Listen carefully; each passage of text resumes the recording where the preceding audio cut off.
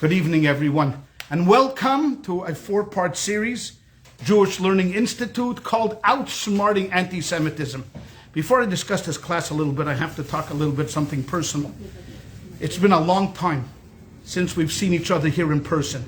I mean, the last JLI course that went live and in person was way back in 2000, before this pandemic hit, before March of 2020.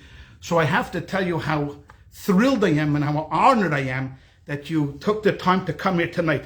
I know it's being streamed out there in the Facebook world, but it's not the same as having you here this evening. So thank you very much. And I hope that this is going to be a path that just continues to go and we open up more and more and more and we're able to spend more time together, because I think by nature, human beings are social animals. We need other people. I mean, to being stuck. I mean, I know I'm doing this on Facebook and, it's being watched by a number of friends all over, around the world, but still there's nothing like having you people here tonight here. So thank you very much for coming and joining us. Okay. Outsmarting anti-Semitism. Are we ever going to get away from this? Never. So you asked me this, ask me the $64,000 question. So why are we talking about this? I mean, it's back and over and over and over again, because I have a program that's going to outsmart anti-Semitism. That's why you come here tonight, because you want to know, how is Rabbi Perlmutter going to outsmart the anti-Semites? That's not what the class is about. The anti-Semites we're going to deal with next week. Why anti-Semitism, continues to be. But the class is basically to talk about, number one, the absurdity of anti-Semitism and really how to beat it. Not by, every Jew at 22. I mean, if that's your program, that's your program. But how to beat it with purpose, positivity, and pride. That's really what the class is really, all about. I want to start by talking a little bit about the history of anti-Semitism. I mean, many of you maybe have read books, talked about it with your families, discussed this every Pesach. We talk about, how Paro comes around every generation and tries to kill us. Anti-Semitism started out as a religious war. It was a religious war against Jews. The first instance we have is even in the Torah, like this week, Isaac living in Gerar, and he digs a well, and right away they're after him, they stuffed up the well. He went somewhere else, he dug a well, they stuffed up the well. So right away there, of course, we come into Egypt, the Egyptians enslave us. Okay. But what we call today true anti-Semitism probably didn't really start until much later in what we call the Second Temple era, of where there was really a concerted effort to go out against the Jews, whether it was with the Greeks that subjugated us, and we're going to be celebrating the holiday of Hanukkah in a little while. Now, what was the Greeks' problem with us? I mean, why? I mean, we were living in our homeland. They had come and conquered Israel. The reason is that we were different. I mean, they were pagans, they were idolaters, and we were monotheists. And they didn't like that. They were not happy with that. So they wanted to change us. That became the theme of anti-Semitism early on. That, this idea that Jews are different. What does Haman say to Achashverosh when he wants to get the Jews? Yeshli Amecha, there's one nation, that is scattered throughout the entire land. Their laws are different, their language is different, their dress is different. We don't need them. So either they become part of us, or we get rid of them. When Christianity became the official religion of the Roman Empire, which happened in the 4th century, that already ratcheted it up. Then already was an affront to the Christians as how, we, the people of Jesus, rejected him. Now, how could that possibly be? So it must be that we are the people of the devil. We are the people of the Antichrist. We are the people of the other. And they've tried to convert us. And that went on for about 1,000 years, of where we had the ups and downs. And when Muhammad came along and said, hey, you know what? No wonder the Jews are resisting Christianity, is because they've dealt harshly with the Jews. You just got to be nice to them. If you're nice to them, they're going to come along. And then he said, hey, look at me. I'm not like them. I'm a nice guy, and Islam will bring you in and make you part of it. And what did the Jews say to him? No, thank you. Okay, so what do you get back from a no thank you? That's trouble. You get trouble. Fast forward to the Middle Ages, Martin Luther breaks the Catholic Church in two. He cracks one of the most powerful institutions in the history of mankind, literally cracks it in half by bringing in the Reformation. And he says, of course, the Jews are not going to convert to you guys because you keep mistreating them. Us Protestants, we won't mistreat them. So how about you join us? And what was the Jews' reaction? No, thank you. So what happened? Just read Martin Luther's tracts at the end of his life of Jews and their lies, condemning us and the worst. So early on, it was a religious war against us because we believed differently. Then nationalism began to rise in Europe. It became nation states. So nation states were very proud. I'm Italian, I'm a German, I'm a Prussian, I'm English, I'm French. And guess what? We weren't any of those. We weren't any of those. What were you? I'm a Jew. Well, what are you doing here? I mean, I live here. My father lived there. My grandfather lived there. But you're not really German. You're not really Italian.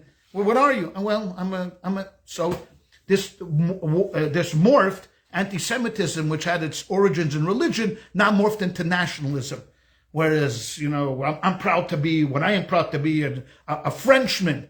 But a Jew can't be a Frenchman. How can a Jew be a Frenchman? He's a Jew. Theodor Herzl, who may have been one of the most assimilated Jews in the history of mankind. I mean, he was so assimilated that his prescription for fighting against anti-Semitism was conversion. Well, I mean, if it's not going to work, if you can't beat him, join him. Exactly. But why could they be, let's say, Christian and French, but we couldn't be? That because when you have 98% of the country Catholic, they're French.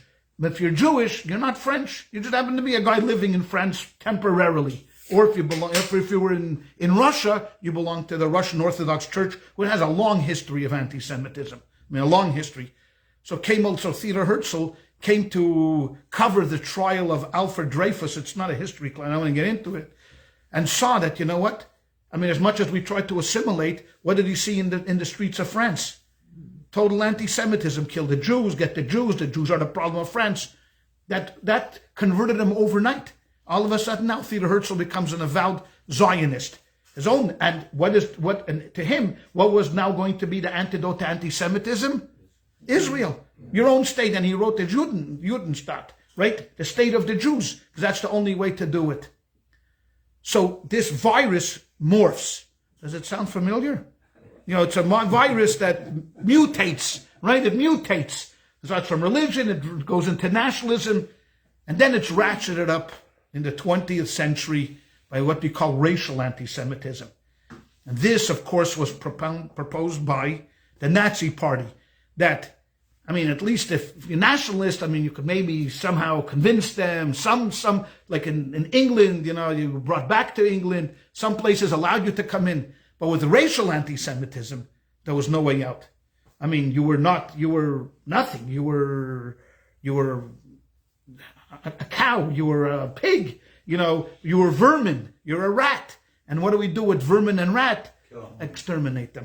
This was what the Nazis proposed, for the final solution of anti-Semitism. And now it's morphed once again. So racial anti-Semitism is not around anymore. No one is going to propose to kill all the Jews in the world.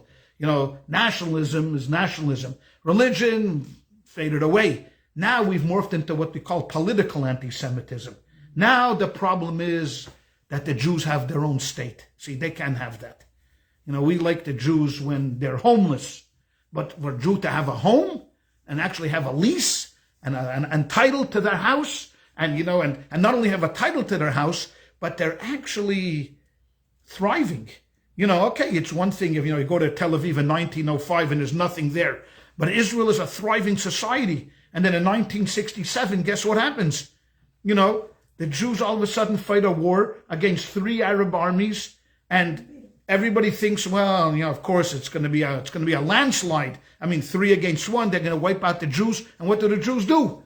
They do something that no one ever thought they would do. They won.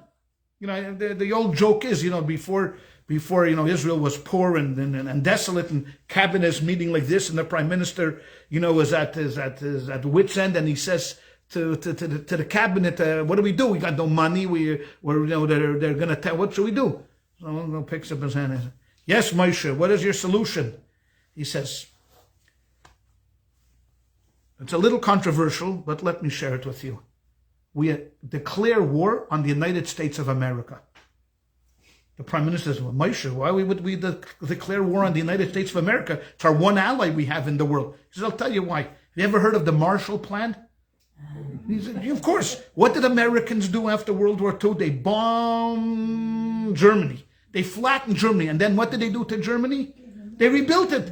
They gave them money, they supported them. And not only that, they set troops in there. And we have a huge army base in Germany. We declare war on the United States of America. They come in, they clobber us. Next thing you know, bingo, we're, they rebuild us." Everybody around the room, "Oh, Moshe, it's a good idea, it's a good idea." One guy picks up his hand. "Yankel, what do you have to say?" "There's one small problem." "What's that, Yankel?" "With our luck, we'll win." So now what anti-Semitism has morphed into is this political anti-Semitism called anti-Zionism. Now, this is a little bit harder to define because anti-Zionism is not always anti-Semitism. If you have a problem with the government of Israel, Israel's a democratic government, so you have no right to criticize the government. Of course you have a right to criticize the government. So it has a little bit of a difficult time defining exactly when does anti-Zionism cross the line into anti-Semitism and when is it really just, I'm talking about the government of Israel. But we'll get to that in one of the later classes, not tonight. Tonight we're going to put the groundwork on anti-Semitism here in the United States and some ideas of how to deal with it, because now it's become a rising concern. We've been lucky. I mean, let's be honest. This is a country that for hundreds of years has given haven to the Jewish people like no one before. I mean, if you go through Jewish history, you'll have a very difficult time finding a period that we have flourished like the Jews here in the United States. I mean, as a matter of fact, they tell the story of George Washington when he needed money to fight the battles and we didn't have any money. So Morris, who was the banker, with no money, we have no money to fight. General Washington says, "Go get me Solomon." Exactly. "Go get me Chaim Solomon." And they said Chaim Solomon fronted a $20,000 loan. They fought the York down there. So we flourished here in the United States of America. And many so. I mean, as a matter of fact, even in the Confederacy, the vice president was Judah Benjamin, a Southern Jew. So we have members of the Senate, members of the cabinet, we've had, and for most of the time, we feel pretty secure here. I mean, we feel secure. We're Jews, we're here, we're secure. But lately, in the past several years, I would say there has been a spike and a rise of anti-Semitism that has caused us a little unsettling. We feel unsettled right now. And if you go through, some numbers, if you in the book, you don't have to, but if you go through, like Jews in the United Kingdom, asked, well, are you willing to leave the United Kingdom? Are you thinking about the United Kingdom? Yeah, more than 50% of the Jews in England said they would seriously consider leaving England. Forget about France. We know what's going on in France and other countries, in Europe. But even here in the United States of America, there's been a tremendous increase in anti-Semitic incidences. So this is unsettling for us. We're worried, we're tense, we're angry, we're frustrated, and what do we do? What do we do about it? So this is where we're going. This is where we're at. So one of the things that we have found in the Jewish community, because anti-Semitism has been around so long and it's been such a big part of Judaism and our history, that there are a number of people that already have built their identity around anti-Semitism. What do I mean by this? There are times that when you read Jewish history, all you find is what? Gloom and doom. Gloom and doom. That's all you find about in Jewish history. You go from one pogrom to conversions, to the Crusades, to the Inquisition, to this. And all you think about is, my goodness gracious, what's going on? Everything we look at is bad. But that's not true. That is absolutely not true. There was a great Jewish historian by the name of Salo Baron. He was a professor of Columbia and wrote a 16-volume history of the Jewish people where he decried, and I'm going to quote him, he decried the lachrymose conception of Jewish history. The lachrymose, which means that everything he's always read about Jewish history is terrible, is bad, is suffering. Suffering is part of the destiny of the Jews, Barron said in an interview. But so is reported joy as well as ultimate redemption. What about the good parts, of it?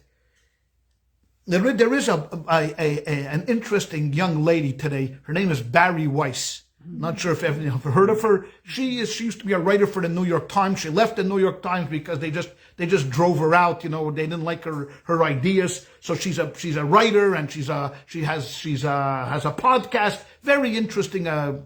Very, very strong Jewish identity. And she wrote that Jewish people were not put on earth to be anti-Semites.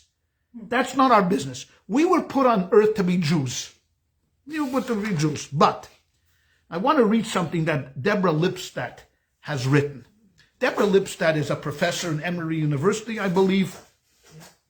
And she wrote the book, Denying the Holocaust. She sued the Nazis. She won a major case. And she wrote this. I'm just going to read this if you want to follow along. There's a couple of more books down here if anybody would like a book down here. You want to put Bob here? Absolutely. No. So we write like this. Most Jews will immediately step forward when Jews anywhere are being attacked by anti-Semites. Okay? This is, of course, as it should be. What is regrettable, however, is that for some Jews, the fight against anti-Semitism becomes the sum total of their Jewish identity. Okay? Recently, a much respected Jewish communal leader lamented to me that he regretted not having educated his children about Jewish traditions and culture. He was, however, very proud of the fact that he had embedded within them a total intolerance of anti-Semitism. His kids were prepared to be at the barricades to do battle against his hatred and many others as well. She writes, his comments made me sad. Made me sad. Anti-Semitism has become the drummer to which his family's Jewish identity marches. They know of Jews as object, not subject. Now listen to the next sentence. In other words, what is done to Jews becomes far more significant than what Jews do. Okay? So everything all we read about is, this has happened, that's happened, our reaction to this incident, that incident. The well-intentioned Jewish father has deprived his children of a rich and multifaceted legacy. They have been taught to see themselves mainly as perennial victims. All going to be victims. This cedes to the oppressor control over one's destiny. I mean, if all you pigeonhole yourself into thinking of Judaism as anti-Semitism, then you let the anti-Semite define who you are and your destiny.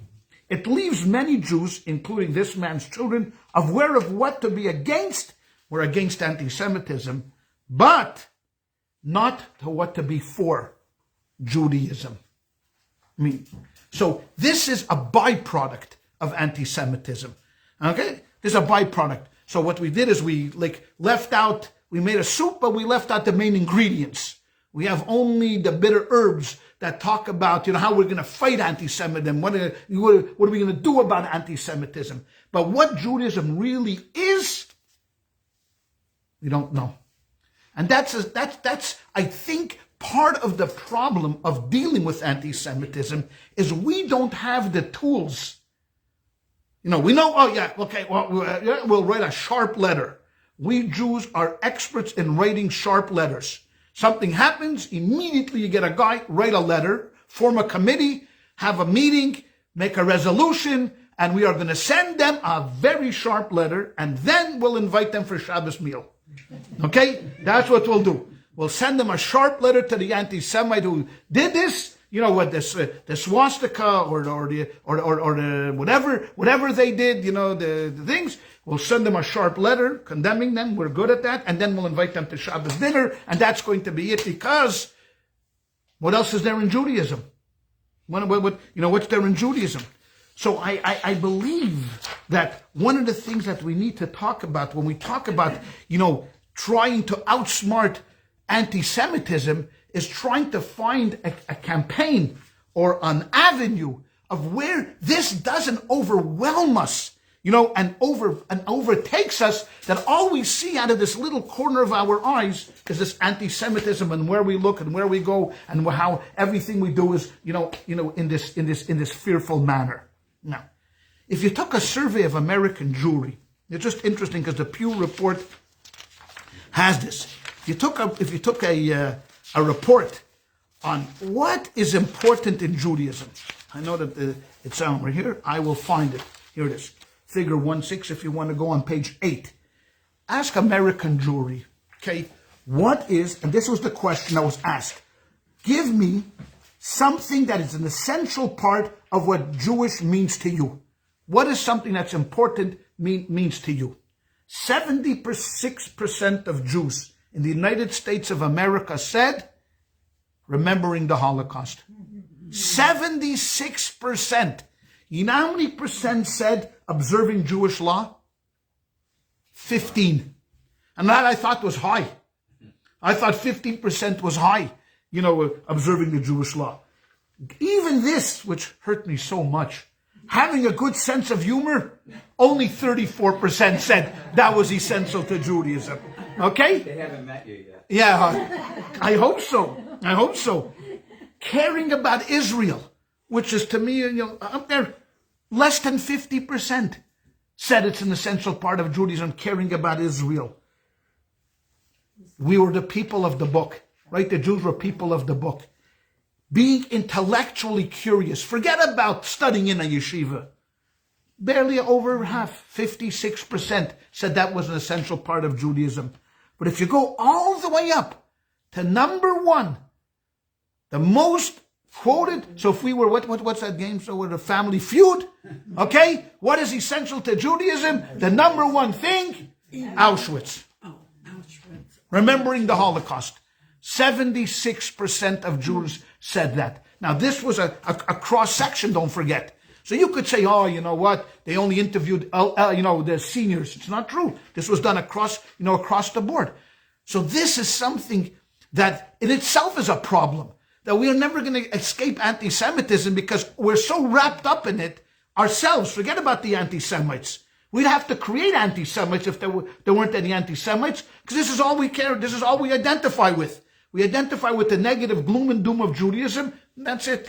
And what does that do? That causes us to feel anxious about being Jewish. It causes us to think twice. Should I wear my yarmulke in the street? Do I feel safe wearing my yarmulke in the street? I mean, I've had an anti-Semitic incident happen to me. Doesn't happen very often, but I have my offices down in Naples. Naples is a beautiful area. It's a very expensive neighborhood in Naples. One day I'm standing by the elevator, another guy standing next to me. He says, the elevator comes. He says to me, okay, go take the elevator. I don't get into the elevator with Jews. Oh, God. I was so shocked. I mean, I didn't know what to say. The only words that came out of my mouth was, why not? Yeah. I mean, why not?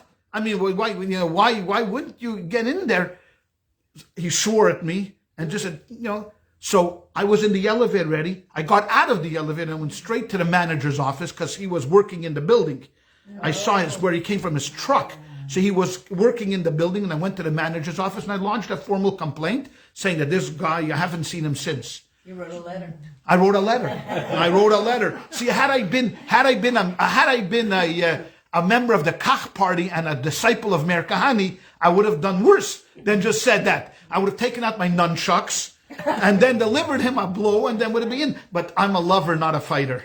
You know me. I'm a lover and not a fighter. So I condemned him, sent a letter, and I would have invited him to Shabbos meal if I had seen him again. But I hadn't seen him again. But it was shocking to me. It was shocking. Now I could see how people, if this would happen to someone, I mean, it rattled me for a couple of hours. But then the next day I got over it. And okay, fine. But I could see if when telling the story, people are going, "Hey, what is this in Naples, in Long Beach? The world is falling apart." It's only falling apart because we allow it to fall apart. Because 76% of American Jewry think this is an essential part of what Judaism is. So, but Rabbi, I have to tell you something. I'm very connected with the Armenian community, and the way we feel about the Holocaust, they feel the same thing about their genocide. So yes, and their life and their community is very much involved in that as well. In that perspective, I believe so. I believe so. I don't doubt that. I mean, again, this is another thing. You bring up a beautiful point. It's another thing is that we not only are obsessed with anti-Semitism, we will now try to up it. No, do you think the Armenians had it bad? Why did Armenians have it bad? 1.5 million Armenians. We had that in 3 weeks, okay? And you think they had it bad? We've had it bad before there was an Armenia. We already had it bad. So not only do we suffer, we are the most sufferers. We have to be the sufferers of all sufferers, okay? In connection with this list, the Holocaust being number one, I think that's also the repetition of that is part of why people move away from Judaism because of that dwelling on that. Whereas Armenians dwelling on that seems to make them stronger and more Armenia connected. So there is something there in the way Jewish people deal with it. I agree with you. I agree with you. We have this, the tug and pull right now. It's not for this class, but this struggle. I mean, how much should we push? I mean, it is part of our history. Right. You can't deny it is part of our history, the Holocaust and everything else. Yet, at the very same time, if you just keep hammering it at it, it's going to be exactly what do we need this for? What do we need this for? If you marry that with a very, very strong desire of our grandparents who came from Eastern Europe to assimilate. You see, to assimilate, now you marry assimilation and anti-Semitism, and you got yourself a perfect recipe for saying bye-bye, goodbye. Who needs this? I don't care about Jewish ritual. I really don't care much about, Judaism per se. I'm always going to be tagged along with this anti-Semitism thing. So what do I need this for? So we have this growing anxiety, for people that worry about anti-Semitism. They're anxious, especially nowadays. This last war that, in Israel, what happened with Gaza, and then it spread so quickly throughout the world because you had here in Los Angeles, roaming gangs that were looking for Jews, and in New York, we're doing this. This was something that, we saw on television every night, and we said to ourselves, Mazeh, what is this? I mean, it's one thing you fight a war in the Middle East. Okay, so it's in the Middle East. Israel is armed. No one feels pity for Israel. Got a strong army. But here we were fighting a war on the streets of Los Angeles. We're fighting a war on the streets of, of New York, on the streets of Europe. Added to that, we had 2 incidences that we've never seen before. One in Pittsburgh, where he walked into the synagogue, in the Tree of Life synagogue, and killed 13 people. And then the Chabad of Poway, where they killed this, they killed this lady. So this really rattled American Jewry, into feeling, a bit anxious, and all that. Now, this class is never going to, and it shouldn't, say to you, don't worry. Don't worry. Meaning that there's nothing to worry about. Let's just go on. It's nothing. It doesn't mean anything. That it means something. The question is, how are we going to approach it? That to me is the fundamental question. How are we going to approach it? So we look to our line. We look to our books of wisdom. We look around the books of wisdom. What has the Torah told us? There was once upon a time there was a great guy by the name of King Solomon. You may have heard of him. He was what we call the wisest of all men. We know that story with the mothers with the baby. He's going to cut the baby in half. The mother said, no, don't do it. And the other one said, cut it. And you know it right away, you know. By the way, you know, there's an addendum to that story, by the way. You know what? Very few people know this. I think a few may have heard this before me telling this story, but they found in the Dead Sea Scrolls a separate story. There was a guy that was engaged to a girl, but he was drafted. So he ended up in the army. 3 years later, he came back, and 2 prospective mother-in-laws claimed him. They said, this is my son-in-law. The other one said, this is my son-in-law. They didn't know what to do, so they took him to King Solomon. One of them said, so King Solomon said, okay, you know what, let's cut him in half. One said, no. The other one said, yeah, cut him in half. He said, that's the real one. That's the real mother-in-law. Okay, that's the real one. It's a joke.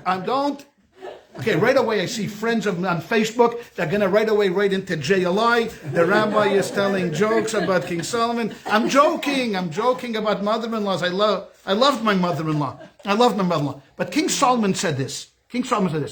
If there is anxiety in your heart, squash it. If you have anxiety, the best thing to do is to squash it. Now, what does he mean by that, squash it? And how does this relate to our discussion here this evening? I'm by general an optimistic guy, surprisingly.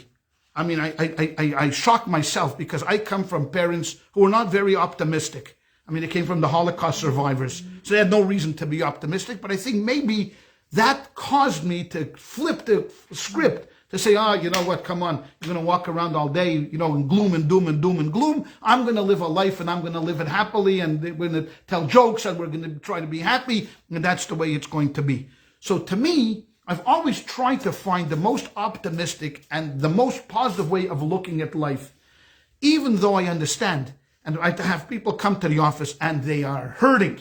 And I understand that there's many people that hurt, and I hurt. I mean, there's many things that happen, you know, that I hurt, and I understand that pain is real.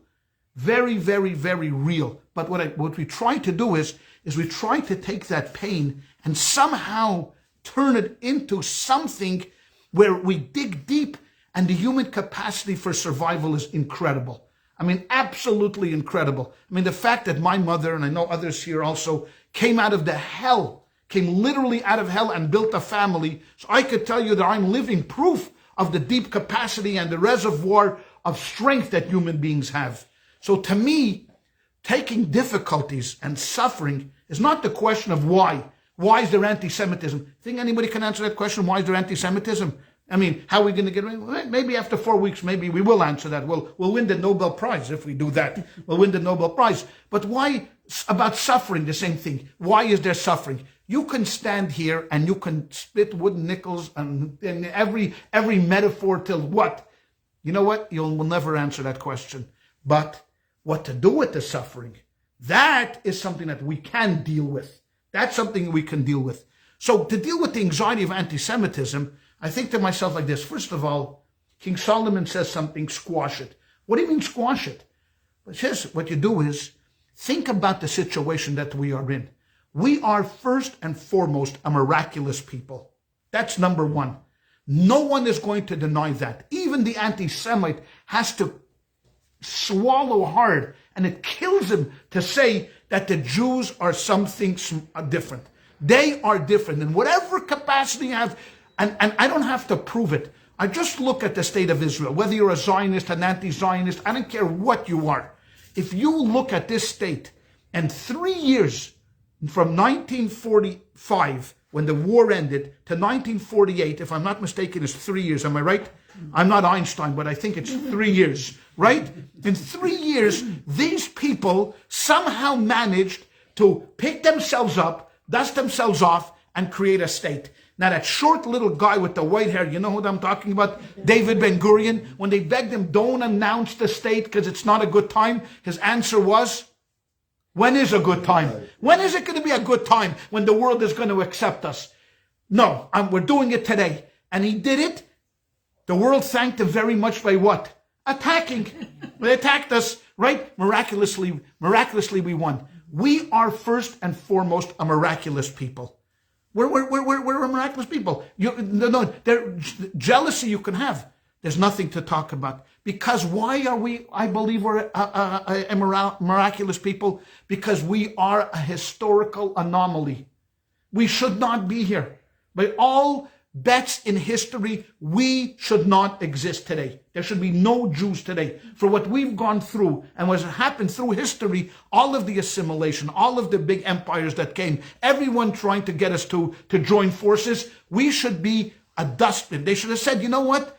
2,000 years ago, there lived a people that had a temple in Israel and they worshipped it. And then came along the Romans and they destroyed the temple. And you know what? Like many other people, have you heard of the Canaanites? Have you ever run into a Canaanite? How about a Gershonite? How about a Jezebite? How about a Babylonian? Have you run into a Babylonian recently? How about an Assyrian? Have you run into? No. Why? Where are they? Greater. Even the Roman Empire, the greatest Roman Empire, Kaputsky, gone. His history. We should not be here. But we're here. We're here. Now, you can look at historians and they'll tell you, why did Jews survive?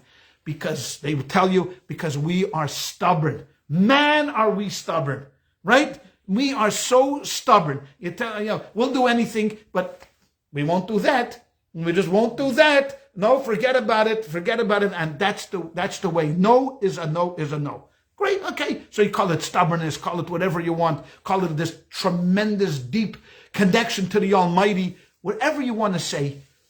We're a miracle. So what do you do when you have a miracle happen to you? What do? You celebrate it. You celebrate that miracle. You say to yourself, look, you know what? Look at this. We are here in the United States. We're thriving. We're up there. Everybody. I remember one of the historians, a Jewish historian, Rabbi Beryl Wine, was telling a story. He was on a cruise ship, and this educated secular Christian doctor from San Diego was standing next to him, and they were having a discussion. An educated man, a doctor, not someone that's living in the caves of the Appalachian Mountains. Is a sophisticated guy, says to him, Rabbi Wine, how many Jews are there in America? So Rabbi Wine says, how many do you think there are? He says, 80 million. Guy had, what? So Rabbi Wine says, what? He says, maybe 80, 85 million Jews in America. Guy says, why would you think that? He says, because every time you pick up a newspaper, there's a story about a Jew, about Israel, about a Jew, a Nobel Prize, a this, a that, a this. He thought there was 80 to 85 million Jews in America. When he told them there were 6 million Jews in America, he said, no, it's impossible. Can't be. How could so few make so much noise here in the United States of America? How do you get 13% of the U.S. Senate are Jews? How is that even possible? For a while, before Ruth Bader Ginsburg resigned from the court, 33% of the Supreme Court of the United States was Jewish. Okay? 33% of the highest court of this land were Jews. How does that happen? I mean, okay, you may get one Jew on the court, but 3 out of 9. It was crazy. We almost had another. I mean, it's crazy. Why?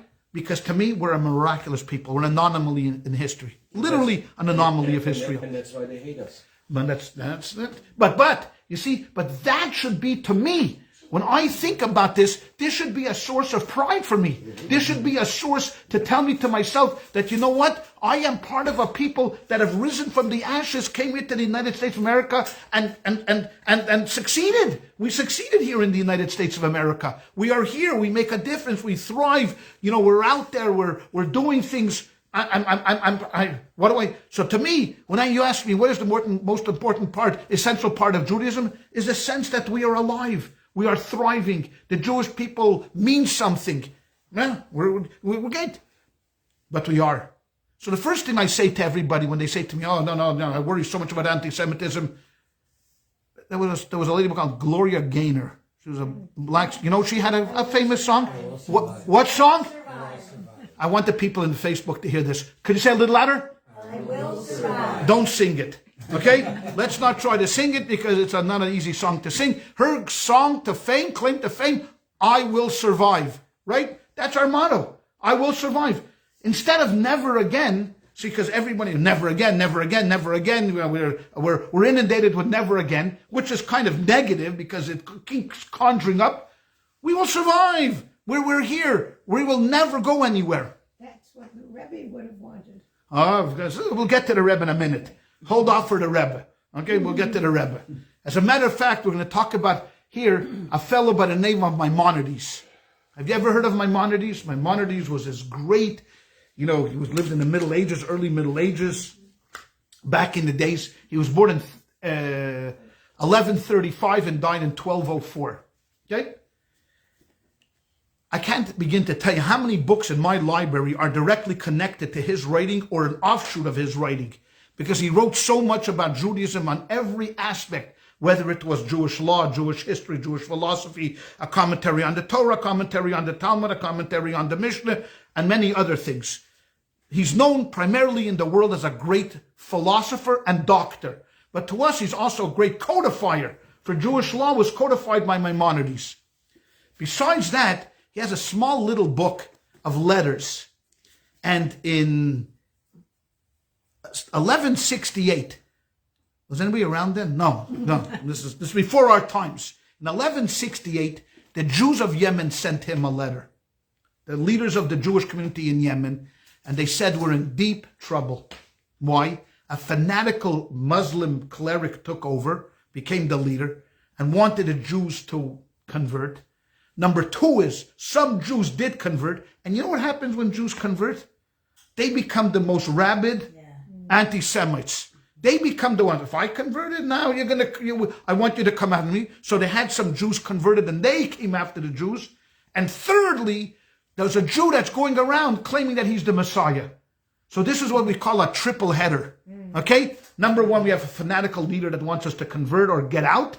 Number two, we have Jews that have converted that are coming after us. And number three, we have this nut running around the community claiming that he's the Messiah. What should we do? We're in dire straits. So Maimonides writes them a letter. Now, have you ever written a letter? How long is your general letters that you write? When I write to my kids in camp, it's usually 2-3 paragraphs. I'm finished, or I have nothing more to write. Okay? If I write a long letter, it's a page, 2 pages. He writes them 100-page letter. Okay? It starts on page 100 here, and it goes to page 190, I believe. I believe it finishes on 191. So it starts at 103, and it goes to 192. Okay? And I am going to read the whole letter for you tonight. So please make yourself comfortable. Michael, I would take off my jacket if I were you. You're going to be a little warm so I'm just going to read it word for word, because I think it's very, no. Okay? You're going to read it in Arabic? It's funny because I'm not sure if he wrote it in Arabic or Hebrew, because here it's translated in Hebrew, but it's a good chance that he wrote it in Arabic to them. Good chance. So what does he write? He writes to them like this. I'm not going to read the letter. I just wanted to show you in the book, of what he says. This is called the Letters of the Rambam. It's in Hebrew. It's in Hebrew, but you can get it in English. It's called the Letter to the Yemenites. The Letter to the Yemenites. And he writes to them like this. First of all, this is my most important message. Understand first and foremost, okay, that we are a unique and indestructible nation. That's it. That's the first thing you have to realize, the Rambam writes to them. Nothing is going to happen to us. Believe me, all of your worries, whatever you're worried about, we are a unique and indestructible nation. So, for the first part of his letter, he's building, he's like, get rid of the gloom and doom. Because you have the gloom and doom, it's coming on. Now, let's get down to, we'll take it point by point.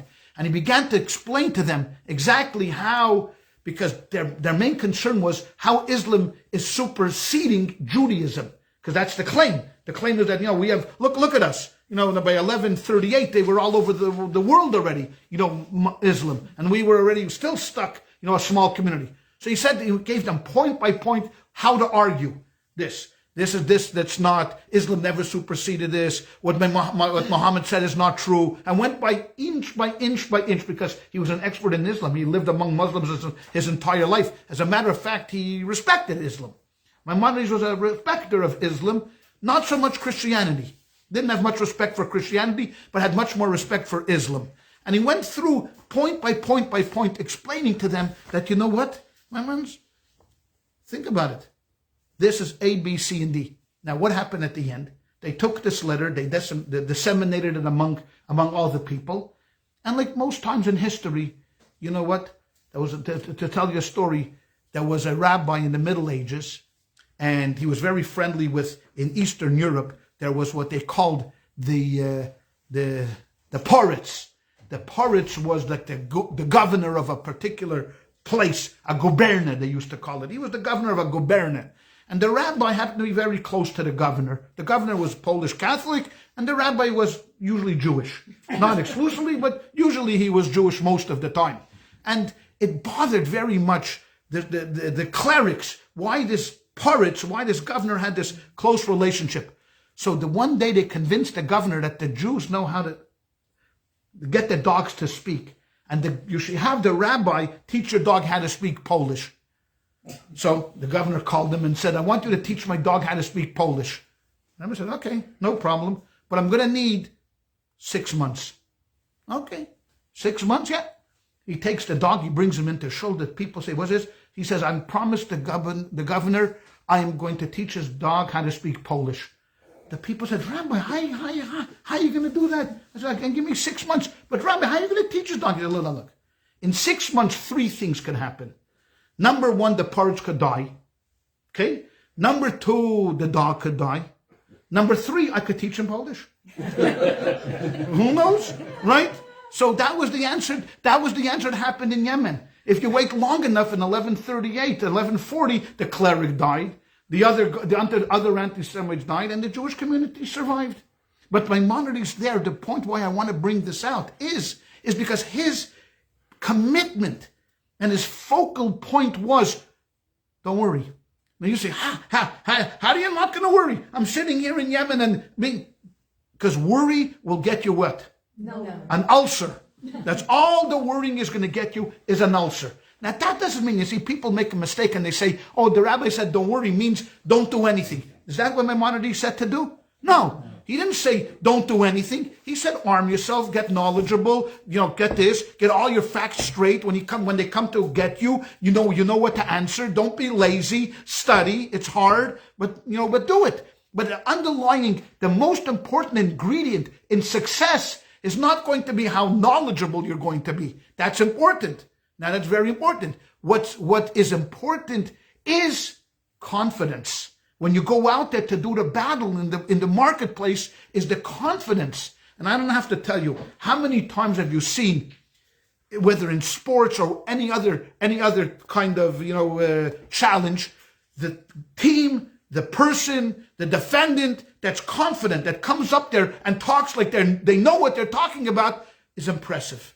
Ooh, when a guy comes into a sales meeting and he starts talking with this bluster and this confidence, and what do? Listen. You listen. Now, it could be that he's blowing hot air. It is very possible. But because he is so confident in what he's saying, all of a sudden you begin to think to yourself, maybe he's right. Maybe I'm the one that's crazy, not him. And I'm telling you, this is true. I'm a follower of sports. The team that's confident, that's coming in, that believes in themselves and believes in their mission, that's going to be the team that's generally going to be successful, even if the opponent is stronger. Absolutely. So this was Maimonides. So now, how does this relate? That's 1138. What about the United States of America and American Jewry? How does it relate to us here in the United States of America? Think about the big picture. Just for a second. I know that, when we see on television an anti-Semitic act, a swastika, some vandalism, I know we get all, yeah. But think about the big picture. First of all, for hundreds of years, we lived under state-sponsored anti-Semitism. Okay? This is a very important thing. State-sponsored anti-Semitism. Our grandparents who grew up in Russia lived under the czars who not only were they openly anti-Semitic, they sponsored pogroms. They paid for pogroms. They encouraged pogroms. When the Tsar was assassinated, one guy asked the rabbi, who did it? The rabbi says, I don't know, but they're going to blame the Jews. He says, how do you know? They're going to blame the Jews and the bicycle riders. So the guy says to him, why the bicycle riders? The rabbi says, why the Jews? Huh? Okay, they're going to blame the Jews. So we lived for hundreds of years under literally government-sponsored and sanctioned anti-Semitism. They used to say in Russia, if you walk down the street and the Russian didn't beat you up, it's only because he was lazy. It wasn't because he was fearful. Not here in the United States. Here in the United States, we have not seen government-sponsored anti-Semitism. And that's a major, major accomplishment that we've lived in a country. To say that there's no anti-Semites in this country, no, it's not true. There are. Not to say that there's not anti-Semites in the government. There probably are anti-Semites, in the government. But government-sponsored anti-Semitism here in the United States has not existed. And hopefully will never exist. It's a major, major accomplishment that we live here in this country. To be able to say and to breathe and to feel free, to feel great, about ourselves. So that's number one. Numero uno. Absolutely important to think about that when we're dealing with anti-Semitism. Number two, you know what? There's less anti-Semites today. In all the polls that we find, in all the polls in the Pew reports and the ADL reports, all we find that there are less anti-Semites in America today than there were 30, 40 years ago. We have reports that 30 years ago when they asked about certain, what do you call those stereotypes about Jews, where you have in the book, if you want to look at, Jews stick together more than other Americans. True or false? What's an anti-Semite going to say? True. Of course Jews stick together more. Jews like to be the head of things. What's the anti-Semite going to say? True. Jews are more loyal. Oh, this is a big one. Jews are more loyal to Israel than to America. What's the anti-Semite going to say? Oh, definitely. We're a fifth column. We're the worst. Jews have too much power in the business world. Huh? Of course. Jews have too much control and influence on Wall Street. There's nothing to talk about. Jews are just as honest as other business people. No, it's not true. False. Jews don't care what happens to anyone but their own kind. See, that's what anti-Semitism is going to say. What? Yes. Jews have too much power in the United States today. I'm sitting on a flight going from Boston to Los Angeles. Okay? Sitting next to me is a very nice Irish Catholic man living in Boston. 15 children. Oh, well, religious guy. La la. He's lamenting to me the fact that none of his children are religious. Assimilated. They don't go to church with him. They don't want to go. None of the 15 are. Very frum. For those that don't know what frum is, religious. Very religious Catholic guy. And I'm having a wonderful conversation with him. I lived in Boston. He lives in Boston. He has his roots deeper in Boston. His grandfather was in Boston. Okay. And then during our conversation, he just happens to slip, just like we're having this conversation now, that everybody knows. This is a well-known fact, he tells me, that everybody knows that to get elected to the Senate in the United States of America, you have to have the approval of AIPAC. So at that point, I said, I'm going to play dumb. Who? He says, AIPAC. AIPAC? I said, no, I never heard of AIPAC. What's AIPAC? He says, AIPAC, the Jewish lobby. I said, what is the Jewish lobby? I say, I never heard of a Jew. There's a Jewish lobby? Where? Washington. Which Washington? Seattle? Washington? Where's the one? So I played dumb with the guy. Because what are you going to say to the guy? No. Yeah. In Mississippi, they really care much about AIPAC. It really makes a difference. But he honestly said to me that he believed, and I'm sure he didn't think of this himself, that he heard that in order to get elected to the United States Senate, you have to get approval of the American Israeli Political Action Committee. So when I say to you, Jews have too much power in the United States today, what would this guy say? True or false? No, true. Jewish businessmen are so shrewd that other people do not have a fair chance at competition. True or false? True. Jews are more willing than others to use shady practices to get what they want. True or false? True. Jews have a lot of irritating faults. Really? Really? We're pushy. All of these things were asked in a survey. Now, there's how many of these? 1, 2, 3, 4, 5, 6, 7, 8, 9, 10, 11. If you said yes to 6 of these, you were identified as an anti-Semite. If you said 1, come on. And then you're not really an anti-Semite. But if you said yes to 6 out of 11, then they qualified you. Okay, you're probably an anti-Semite if you think that Jews are A, B, C, D, and E. Okay, so they asked this question. The survey first came out in 1964. This is when they developed this survey to find out how many people are anti-Semitic in the United States. 30% of the people were anti-Semitic. Think about that for a second. 1964, when asked these questions, 30% of the people that were quizzed were anti-Semitic. They did this in 2019, 11% of the people. Now, you could say there's a lot of different reasons why. Number one, it could be that maybe there's less anti-Semites. Could be they only asked Jews. No. It could be that they asked. It could be that now people are less willing to open up. It's not so... It's not that there can be lying, this and that. But even if, let's say, 50%, let's say, so that would put it at 11%, add another 6%, would make it 17%. Still a huge difference, 30% to 17%, over a period of, of a generation or 2 or 3. So there are less, we believe that there are less anti-Semites. There are more anti-Semitic incidences, meaning that less people are committing more acts of violence than more people hating than there are haters. So to me, when I read these two things, and I say to myself, you know what, look, there's no state sponsorship anti-Semitism. This is a great country we live in. We bless this country. I bless the fact that I live in this country. I love this country, the United States of America. Does it have its faults? Who doesn't have their faults? Besides me. My wife. Your wife? Yes. Everybody heard that? Yes. Where you're clear. But besides me and your wife, you know what? Just ask my mother. She thinks of, she thought of me, right? And who doesn't have? Everybody, we have their faults. So the United States has its faults too. I'm not saying this is nirvana. This is the Garden of Eden. But to me, as a Jewish person and as a rabbi, and to see a community that's growing and thriving here, I thank the United States of America, and I pray every day for its success, in the world. I hope also that it repairs what it needs to repair. I want it to repair what it needs to repair. But I would go nowhere else except Israel. I admit I would go to Israel. I mean, I love Israel. I love the state of Israel. But I love the United States of America. And it seems a lot of people agree with me that they also love the United States of America. And there's not as many anti-Semites. So you have these two factors to say, number one, there is less anti-Semites are alive. Number two, that there's no state-sponsored anti-Semitism. This tells me that, you know what, we live in a good country. Now, does that mean, okay, the rabbi said, look, there's no anti-Semitism in America. Did I say that?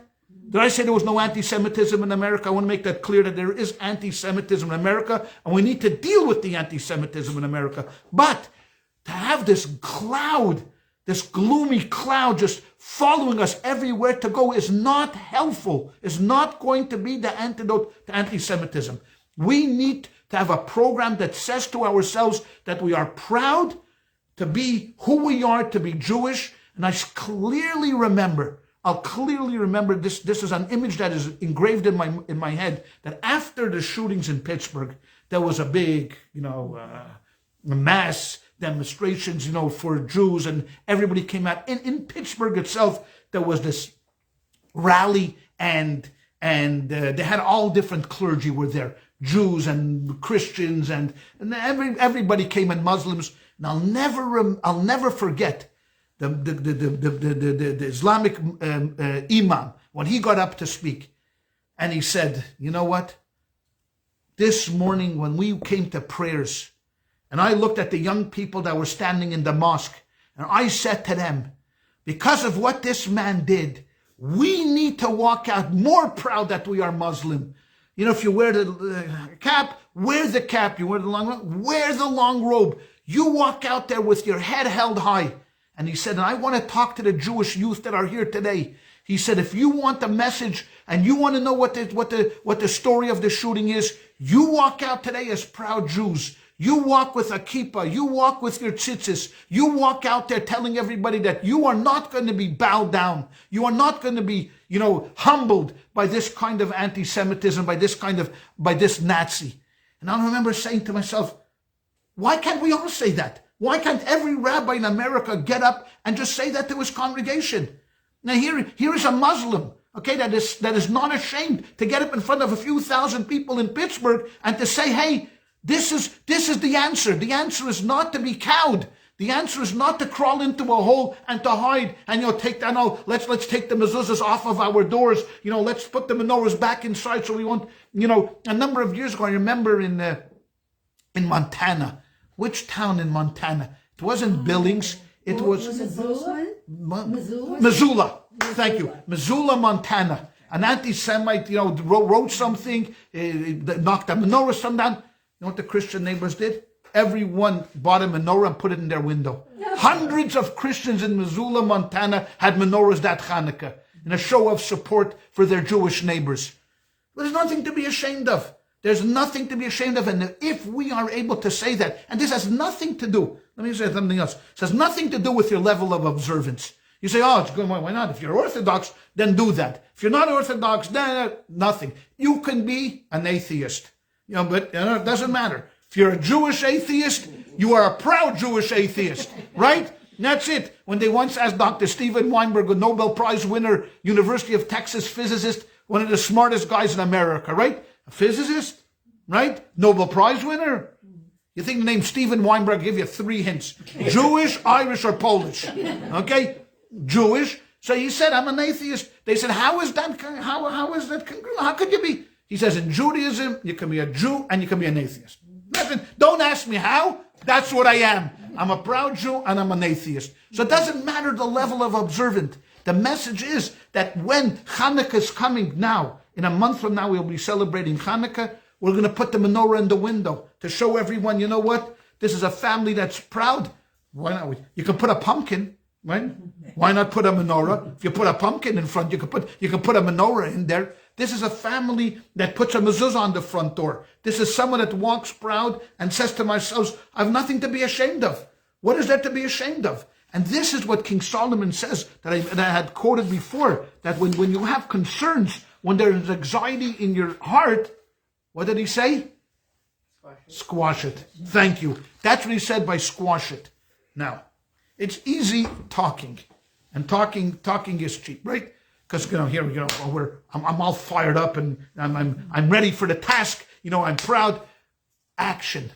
That is what's needed. You want to combat anti-Semitism? You want to outsmart anti-Semitism? We need action. We need action. So what kind of action? I'd like to ask you something.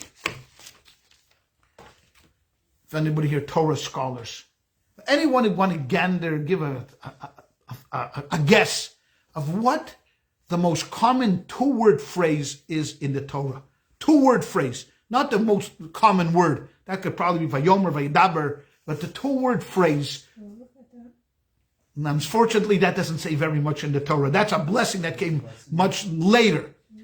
I'll tell you. Altira. Do not fear. Do not fear is the most common 2-word phrase in the Torah. Over 100 times it's mentioned. Whether it's told to Abraham, and it's told to Isaac, and it's told to Jacob, and it's told to Moses, and it's told to Joshua, and it's told to every subsequent person down the line. Do not fear. You are going in there, whatever your job is going to be. Think of Abraham. Just think of Abraham and Sarah, of what they had to go through. 2 monotheists in a world of idolaters. Think about that for a second. Can you imagine the hardship? Can you imagine the challenge? You walk in and you say, it would be kind of comparable to if I walked around and I said, destroy your cell phones. That would be equivalent. Imagine that. Abraham walked around in his town and said, destroy your idols, which was their deity, which was the number one most important thing in their lives. Imagine if we had a program that said, I want everybody now to take their cell phones and to smash them. What would happen? How many people would follow me? Zero. Zero. Nobody would do it. What would they say? He's crazy. The rabbi is nuts. He's old-fashioned. He's out of the times. How can we live without our cell phones? It would be impossible. And think about the challenge that they had to bring this idea of monotheism into the world. And then Isaac and Jacob subsequently. The task was enormous. And God kept saying to them, Altira, do not fear. Don't worry. I'm with you. I'm going to go along with you. I'm going to be standing side by side. Moses in Egypt, Al Tira, do not fear. You have to talk truth to authority. You got to go up to tell Pharaoh, let my people go. You think it's easy? Try to say something to authority. Everybody, we quiver, and especially to a maniac like Pharaoh. Joshua into the land of Israel. You're going to battle Al Tira. King David talked about how, you know what, in Psalm 23, what does he write there in Psalm 23? That verse that, everybody, the famous verse, you know what? Even though I walk through the valley of the shadow of death, I will fear no evil, for you are with me, right? You are with me. I'm not going to fear any evil because you are there with me, okay? So number one action should be, as King Solomon said, you know what? Get rid of all your daigas. Take your anxiety and say to yourself, you know what? I'm going to not fear. Now, if you're a person of faith, okay, you say, you know what? I have fear because I take all my fear, I bundle it up, I package it, I say, you know what? Here, I throw it up to him and I say, you take care of it. You worry about it because you're always with me. So, to a person of faith, we have this pillar that we can rely on, that he's going to see us through. But I'm going to go, so, number one, when they do surveys, it's always interesting to me, the Pew, because they talk about praying in America. Praying. People pray in America, not Jews, other people. Okay? So when they ask the number of, the percentage of people that pray, always turns out that we are near the bottom of the list. We're actually just slightly above atheists when it comes to praying. Forget about the Southern Baptists. They're every 2 minutes praying. Every moment they're praying and they're running and they're praying. The Muslims are praying, praying. Others are praying. When it comes to Jews, no, we're not praying. Okay, if you have a few Orthodox Jews that say, yeah, we pray. But for the majority of Jews, well, we don't.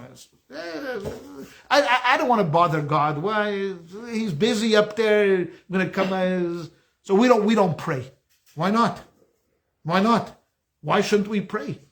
Pray to Hashem. Number one thing is to say a little prayer. Now, what do you do if you don't believe into Hashem? So you pray to whoever you pray to. I don't know. Nature. Pray to nature. Okay, fine. Spinoza, to pray to nature. But what did Esther do? We learned from our Queen Esther. Purim. You familiar with the story of Purim with Queen Esther? Anybody here not familiar with the story? Okay, the king wants to wipe out all the Jews. She becomes the queen. What a crazy, radical story, okay? No, first she becomes the queen, then they get rid of... No, first she becomes queen, then want to get rid of the Jews, right? Her cousin Mordechai tells her, hey, you know what? How about you going and praying for us to God? Tachashverosh. She says, I can't. She's fearful. He says, what are you worried about? Well, you think you're going to save yourself because you're the queen? They're going to find out that you're Jew anyways. So what does she say? The next part is just crazy. She says, okay, that's going to be the case. I want you to go out and tell all the Jews to fast and to pray for my success. And I myself, I'm going to fast for 3 days before going to Achashverosh. Now, let's run this through. Let's think this through, ladies and gentlemen. You're going to be Esther's coach, okay? Put yourself in the position, you're coaching Esther. She's coming to you and she's asking you, what do you think I should do in order to find favor in front of Achashverosh, my husband, the king? What are you going to say to her? First of all, you say, Esther, maybe you lose a few pounds. You sat in the thing, you're eating too much. Esther, maybe you get yourself someone to do your hair. Okay, Esther, maybe you get a facelift, a nose lift, a tinctum, that's what 99% of all coaches would tell her to do. You want to impress the king? You got to walk in there looking like Sophia Loren in the heyday. Not now. Not bad. But in the heyday, you got to look like Sophia Loren, married to Elizabeth Taylor, married to Marilyn Monroe. Okay, that's how you have to walk in there. You got to knock him off his socks. That's the way he's going to notice you. So get yourself anything that you can to look the best. What does she do? She tells Mordechai, no, I think I'm going to fast for 3 days and 3 nights. I'm going to pray, and that's what's going to get me in.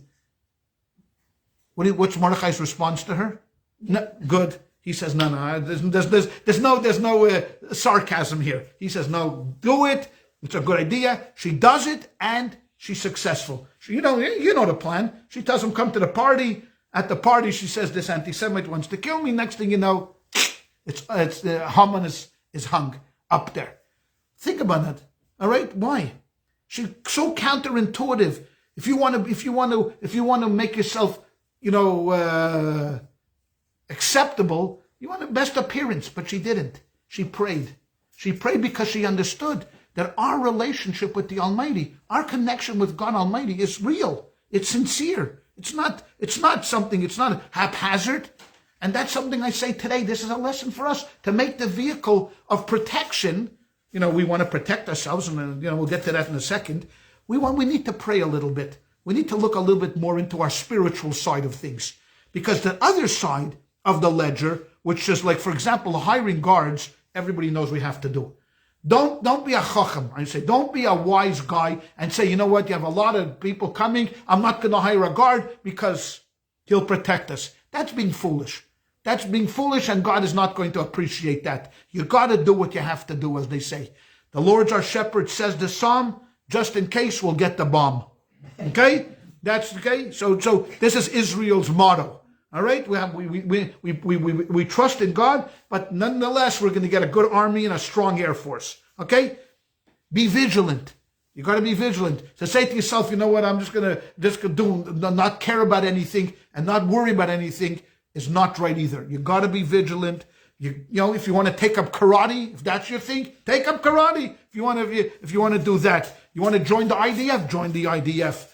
All of these things, of course, these are simple and obvious things to do. You gotta take care of business. You can't let your guard down. But at the very same time, you gotta think of the spiritual side of things. That number one, to believe and to have trust in something that things are going to be okay. As King Solomon said, what do you do with your anxiety? You squash it. Means it's not going to disappear, but it's got to be replaced by hope. Okay? Number two, Jewish education. I can't tell you how important this is, Jewish education. And I'm not only talking about a Jewish day school, but even adult education, to understand and to appreciate what we have and who we have and what we are and what we're doing and where we're going and what we brought into the world. I remember someone sending out an email basically saying, you know what?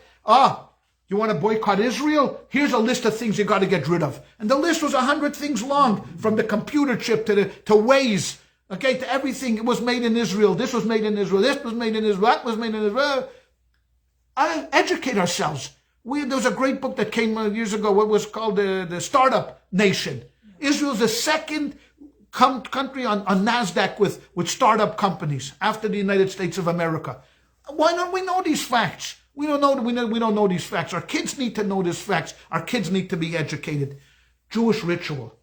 Even if you're not religious. Even if you're not religious and you don't do much, but doing Jewish ritual, even small little things, like lighting a Shabbos candle on a Friday evening.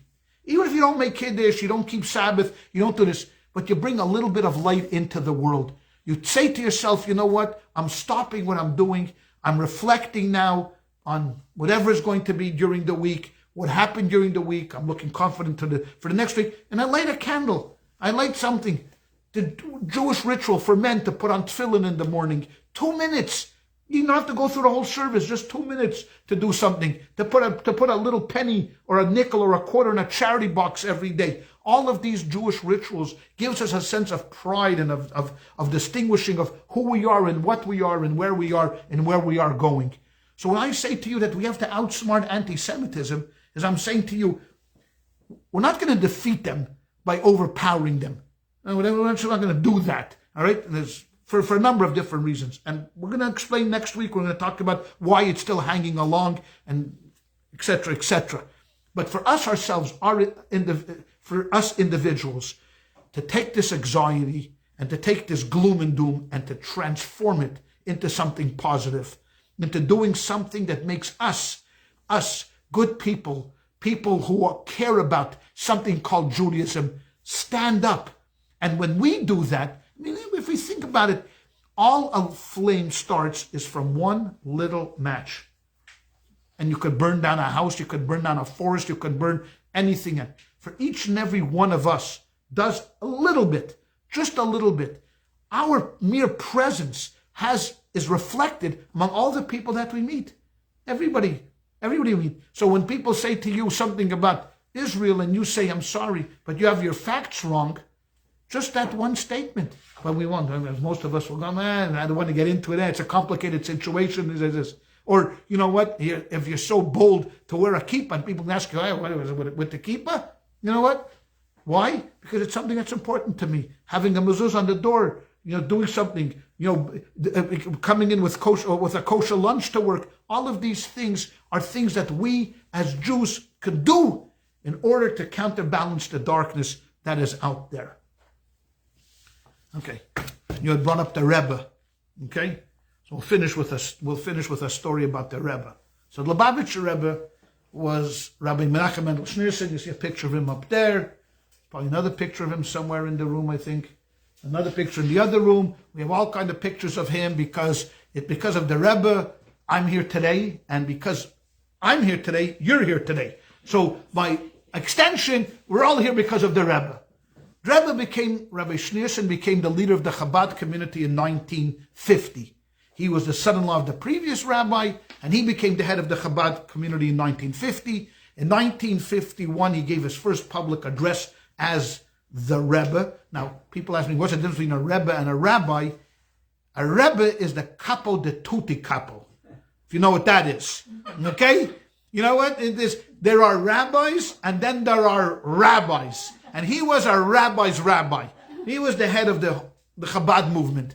And he had this goal of reaching every Jew and pushing for, more Jews should be more Jewish. Basically, that was that. And the community grew and grew and grew. But the Rebbe also had some very strong opinions about Israel. So he shared it. He wasn't shy, to share it. So he would often, talk about Israel and give his opinions. And on April the 23rd, 1990, he passed away in 1994. On April 23rd, 1990, Rabbi Benjamin Klein, who was his secretary, one of his secretaries, got a call from the Israeli government and said that the Israeli Mossad just found out that the PLO was going to attack. And they didn't specify that they were going to attack the Rebbe or that they were going to attack, Chabad or anything like that, but that there was a word out there that the PLO in 1990 was going to go after Jewish sects. Okay, so they went into the Rebbe and, I'm sorry, I want to get this. So they went into the Rebbe and they told them about it. They said that, the PLO just put out this word, and, okay, the Rebbe took it. Okay, all right.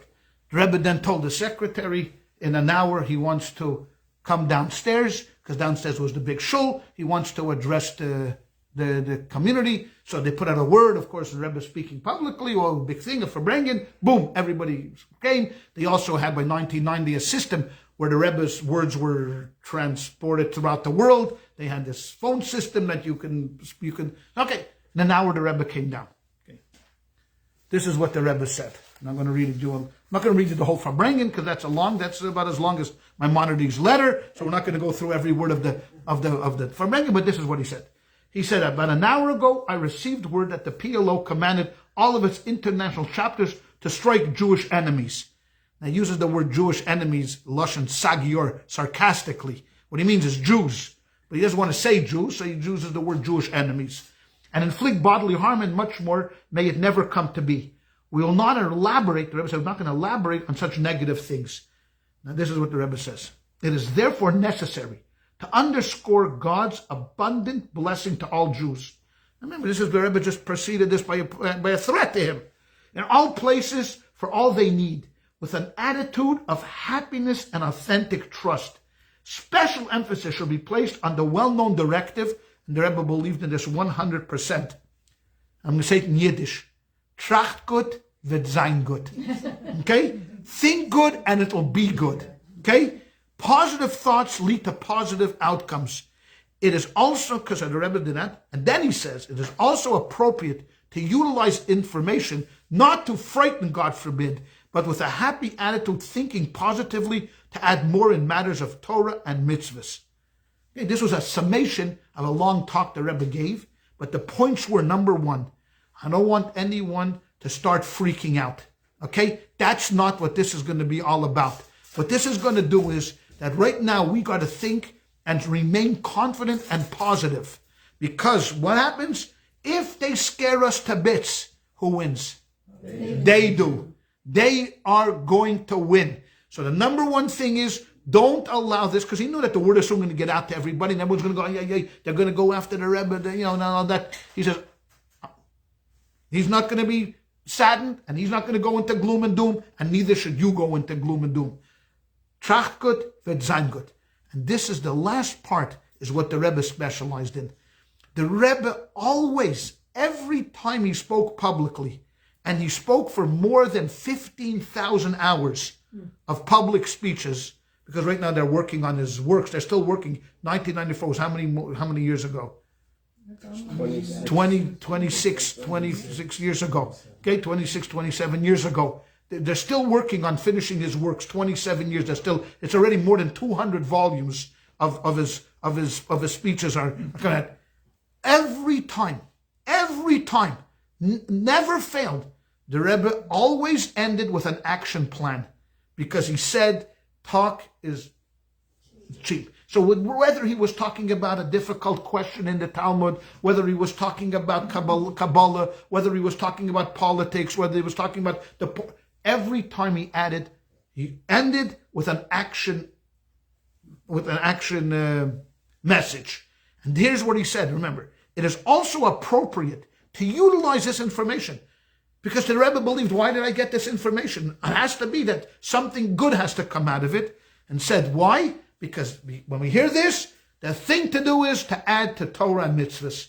Now, of course, if you are a Chabadnik, you immediately said to yourself, you know what? I'm going to pray better. I'm going to study more Torah. I'm going to give more charity. I'm going to do better, more things. But even if you're not a Chabadnik, even if you're just a secular person who doesn't care about what the Rebbe says, I can't imagine anybody doing that, right? You heard I said that, okay, fine. I just want to make sure that I'm covered by JLI. I don't want them to think. But even if you're not, because the word always is like this. How many Chabad rabbis does it take to change a light bulb? The answer is 3. Why? 1 to hold the ladder, 1 to change the light bulb, and the 3rd one to convince the whole world to do the same. Okay? So in Chabad, there's only 2 types of Jews. Chabad and yet Chabad.